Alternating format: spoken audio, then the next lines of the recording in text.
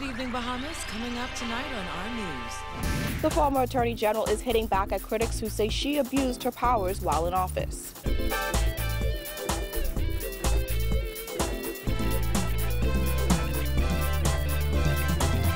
Our news is brought to you by Alive, the nation's newest and best LTE network. Good to be alive. Welcome to our news and thanks for joining us. I'm Vonnie Tood. Topping news tonight amid heavy backlash over the Prime Minister's decision to implement a salary increase for members of Parliament in the next budget. Works Minister Desmond Bannister stood by his leader today, asserting while a pay raise for MPs won't be a popular move, it's the right one. This as other F&M MPs refuse to comment on the Prime Minister's announcement. Here's April Sands. Parliamentarians Peter Turnquest, Frederick McAlpine, Travis Robinson, Renward Wells, Dion Folks, Adrian Gibson, Miriam Emanuel, and Dr. Dwayne Sands, just to name a few, were among those who refused to go on record to comment on the matter. Just last Thursday, according to the Tribune, Robinson, who represents Bain and Grantstown and is the youngest parliamentarian, complained that MPs are paid like janitors. But today, Robinson said he doesn't recall saying those words, and he didn't wish to speak to the matter and would rather focus on governance. Labour Minister Dion Folks told our news team today that he doesn't want to respond until Cabinet first discusses the matter with the Prime Minister. And though last Thursday, Finance Minister Peter Turnquest sat next to the Prime Minister as he announced the raise for MPs was coming, he didn't offer any comment today. However, reviewing the video of Minist's announcement, which most MPs we spoke to said they had no idea was coming, Turnquest's reaction is perhaps telling. I want to put the country on notice a pay raise, that at the next budget, I will come forth with a pay increase for the members of Parliament. Current Health Minister Dr. Dwayne Sands weighed in on salary increases when the issue came up 3 years ago when he was not in the House, saying MPs in the last administration did not deserve a raise in pay, but he didn't want to talk about it today. In fact, Minister of Public Works Desmond Bannister was the only one who agreed to speak to our news team today. He said he stands by the Prime Minister's words, insisting that the increase is overdue. I support the courage of the Prime Minister. He said something that he knew would be unpopular, but he said something that he knew is right. Bannister outlined that the Prime Minister is not trying to discuss a huge increase, but a minimum amount of money to make a difference. When I last served in the Cabinet, the salary was the same that it is now. You were the Guardian then. You've gotten some promotions and raises since then. You're making a lot more money than you were at that time. I've come back and the Cabinet Ministers are still making the same thing, still taking home the same thing, still paying for the gas in our cars, still paying for all the things that we have to pay for, and still serving where I come here at 6:30 in the morning, and most days I'm leaving here after dark, putting a full day's work and serving my country the best I can. So it's not a matter of us making a demand. It's a matter of saying, look at the quality of people you want, look at the quality of work that they do, and give them an opportunity to serve with dignity. He also claimed that it's only fair to have a judge make the call on just how much MPs deserve to make, so there's no bias. The Carmichael MP also addressed the backlash the government has received in what many are calling bad timing, as the administration has only been in office for 6 months. I think I listened to someone say that the other day. There'll never be a good time to say that you're going to give MPs a raise. Never. If we did it as we were leaving office, if we did it after 5 years, there'd be complaints about it. So it's best that he put it on the table when we start an administration and say, I am going to do this because I've seen that it's wrong. I've seen that I have good people here who have made sacrifices to serve, and they've made big sacrifices to serve. Let me at least ensure that they have some reasonable income while they're serving. Reporting for our news, I'm April Sands.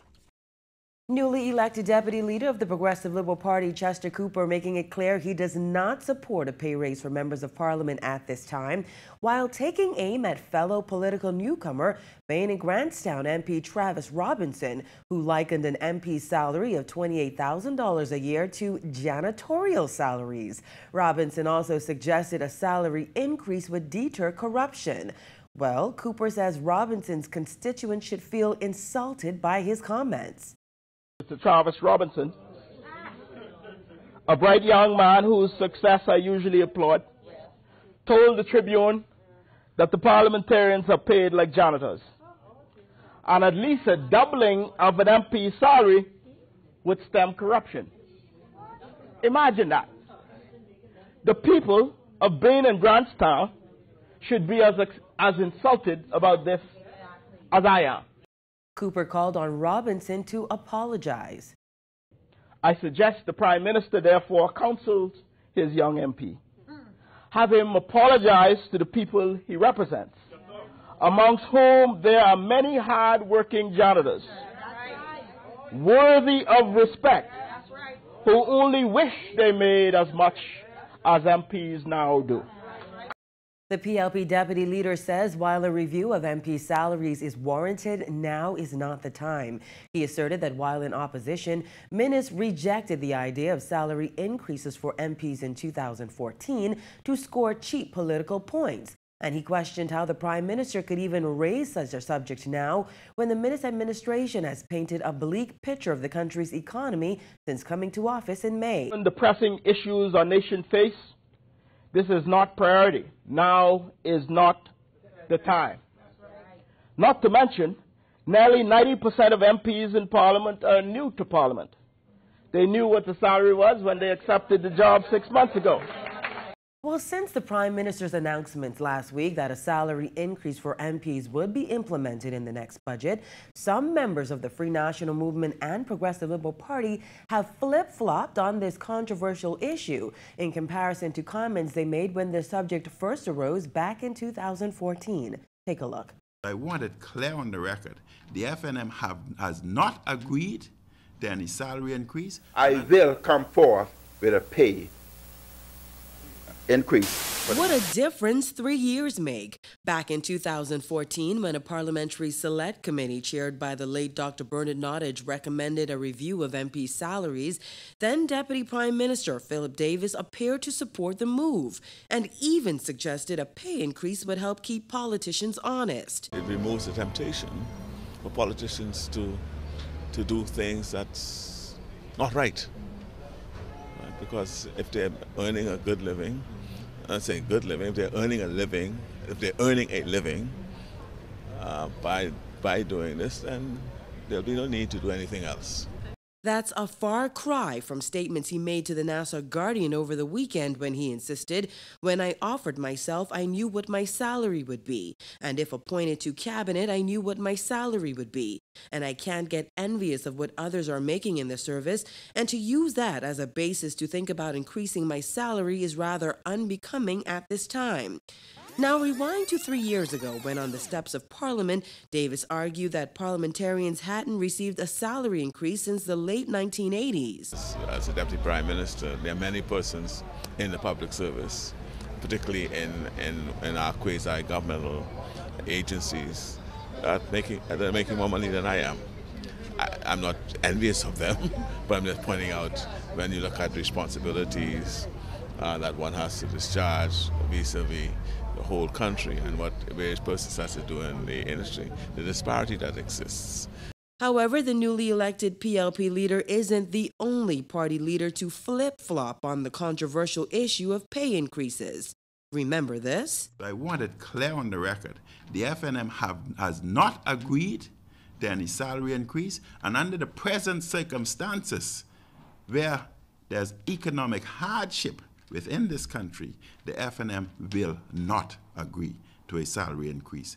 Speaking with our news in his position as opposition leader on May 17, 2014, Hubert Minnis insisted that the FNM would not approve or agree to a salary increase when Bahamians' lights are off and the country is suffering.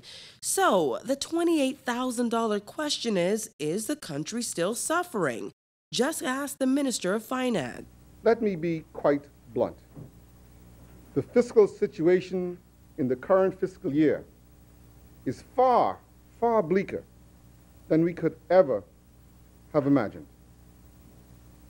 Our predecessors have literally left us with the cupboard totally bare.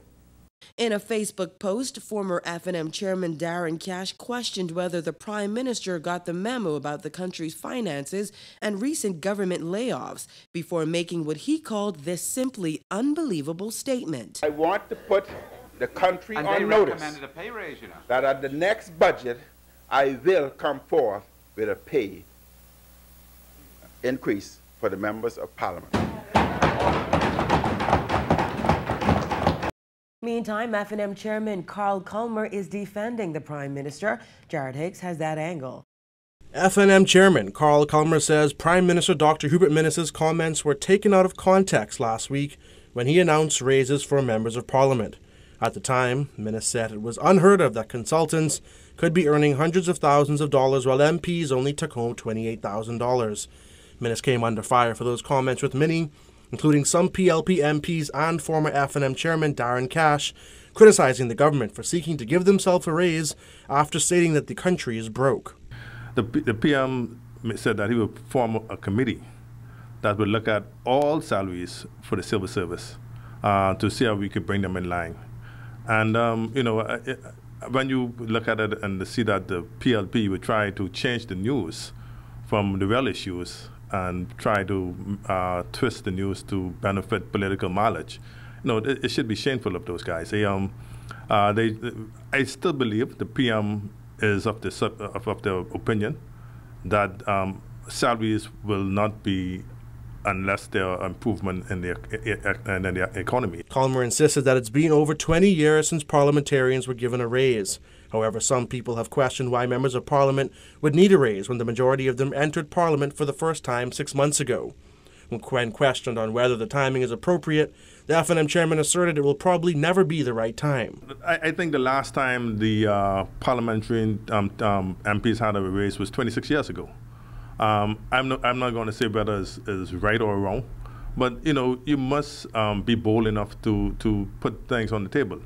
And it's unfair to look at one set and don't look at all. I say let's look at all the salaries. And I think that's what the Prime Minister is doing. The F&M chairman also addressed comments by Member of Parliament for Baines and Grantstown, Travis Robinson, who compared MP's $28,000 salary to that of a janitor. Culmer didn't directly address Robinson's words, but says he doesn't put any job beneath him. I wouldn't go down that road. I started out reading yards to pay my school fee at high school level. My mother was a maid, so I will not comment on that. But the thing is, every job is important to the country, and we as the leaders must respect and look at every job. So I wouldn't comment on that.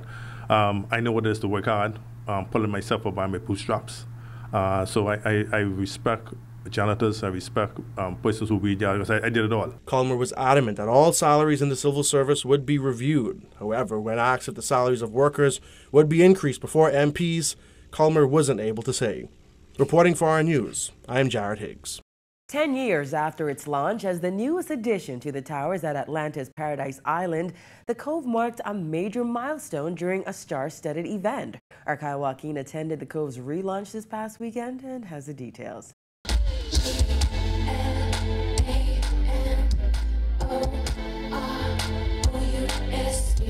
Bringing the glamorous life to the shores of Paradise Island, Grammy Award winner Fergie was the star of an intimate concert on the beach of the Cove Saturday night. They be lying down the block just to watch what I got. It was a night of fun and relaxation as guests and some invited locals turned up just behind the relaunched Cove at Atlantis. A-listers like Brooke Shields and Anthony Mackie to CNN anchor Chris Cuomo, all in time for the Cove's 10-year celebration and relaunch. It started with the unveiling of Sacred Spaces, a small garden of illuminated wooden sculptures, 7 women dancing in the wind, created by Bahamian artist Antonius Roberts. And here I stand as a result of Lauren, Joanna, and the family of Atlantis who said, Antonius, listen, we would love for you to come and be a part of the conversation about how do we provide visitors to the Bahamas a richer experience. I am very excited, and we are very excited to be here to participate in this relaunch of the Cove. Certainly, we are most excited about the fact that we have Bahamians who are involved in this project through Atlantis Roberts and this magnificent and unique display of art and history here.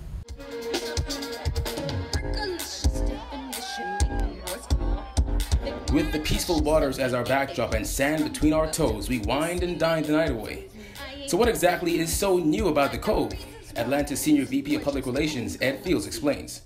Well, we have, of course, rebranded the Cove Pool by adding Sip Sip, which is Harbor Island. Julie Lightborn out of Harbor Island. We're adding Jose Andreas. He's going to be opening up his restaurant Fish in the new year. And of course, we are going to continue. We have the sacred spaces that we've just launched with Atlantis Roberts. But the main thing is what we're trying to do is infuse more and more the Bahamian experience. Over its decade-long existence, the Cove has served as a getaway for some of the world's wealthiest. And for just one night, we got to be VIP guests. And to top it all off, the Fergalicious one herself.